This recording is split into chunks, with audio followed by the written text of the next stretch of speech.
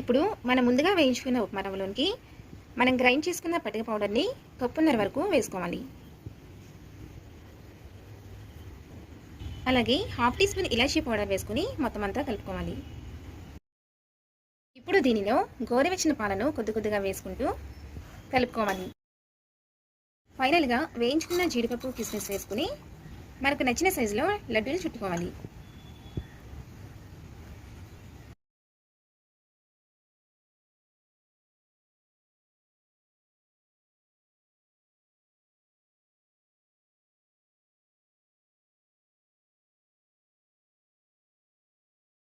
అంతేనండి, చాలా సింపుల్ మెథడ్లో చేసుకునే టేస్టీ రవ్వ లడ్డు రెడీ.